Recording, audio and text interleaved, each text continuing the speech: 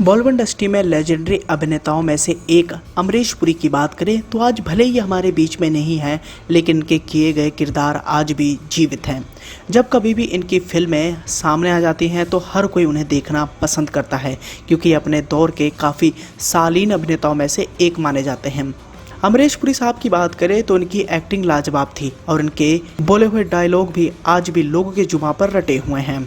लेकिन फिल्मों में आना इनके लिए भी काफ़ी मुश्किलों भरा रहा, लेकिन बावजूद इसके इन्होंने अपना अलग ही स्टारडम इंडस्ट्री में कायम करके रखा। 1970 में प्रेम पुजारी इनकी पहली फिल्म थी और पहली डेब्यू फिल्म के बाद इन्हें काफ़ी दिक्कतों का सामना भी करना पड़ा और धीरे धीरे करके इन्होंने अपने इंडस्ट्री में पैर पसारे। अपने शानदार फिल्मी सफ़र के दौरान अमरीश पुरी साहब ने कई सारे बेहतरीन डायलॉग्स बोले और उन डायलॉग्स की वजह से आज भी वो काफ़ी ज़्यादा फेमस हैं।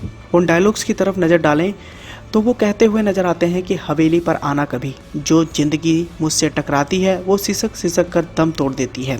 जा सिमरन जा, जी ले अपनी ज़िंदगी, प्रेमी है पागल है दीवाना है, ऐसी मौत मारूंगा कमीने को कि भगवान भी पुनर्जन्म वाला सिस्टम ही ख़त्म कर देगा, और इतने टुकड़े करूंगा कि तू पहचाना नहीं जाएगा। ऐसे न जाने कितने हिट डायलॉग्स अमरीश पुरी साहब ने अपने फिल्मी करियर में बोले। इन डायलॉग्स की वजह से उन्हें बॉलीवुड का सुपर विलन भी कहा जाता है। लेकिन दोस्तों, क्या आप जानते हैं कि अमरीश पुरी साहब विलन नहीं बनना चाहते थे, वो हीरो बनने के लिए मुंबई आए थे, लेकिन किस्मत ने कहाँ उन्हें लेकर खड़ा कर दिया। जब भी हिंदी सिनेमा जगत के खलनायकों के बारे में बात होगी तो उस लिस्ट में सबसे पहले अमरीश पुरी साहब का ही नाम होगा। फिल्मों अपने विलन के हर रोल को अमर बना देने वाले अमरीश पुरी साहब को पूरी खलनायकी का पर्याय ही माना जाने लगा था। भले ही उन्हें इस दुनिया से गए कई बरस बीत गए हों, लेकिन आज भी उनकी फिल्मों में उनका हमारे बीच होने का एहसास करा ही देती है। आपको जानकर हैरानी होगी कि खलनायकी का पर्याय माने जाने वाले अमरीश पुरी साहब हीरो बनने की चाहत मुंबई लेकर में आए थे।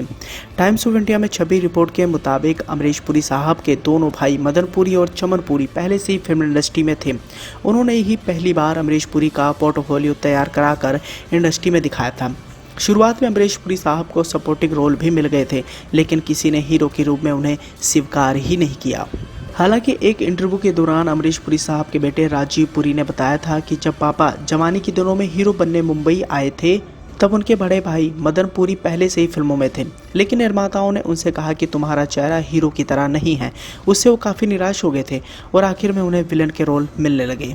और धीरे धीरे, जैसे कि आप सभी जानते हैं, ये चाहे 80 का दशक हो या फिर 90 का या फिर सन 2000 का, हर तरह के किरदार में अमरीश पुरी साहब पानी की तरह ढल गए और अपने किरदार को उन्होंने इस कदर बड़े पर्दे पर पेश किया कि हर कोई हक्का बक्का रह गया।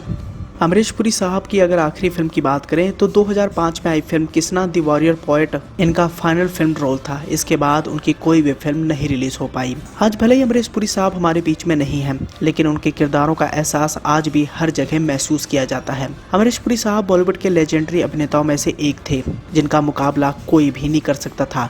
फिल्मों में जिस हिसाब से वो डायलॉग्स बोल जाते थे कि अच्छे खासा हीरो भी उनके सामने फीका लगने लग जाता था। और इस समय उस दौर में अमरीश पुरी साहब के टक्कर का अभिनेता ढूंढने में भी निर्माताओं को बहुत मेहनत लगती थी।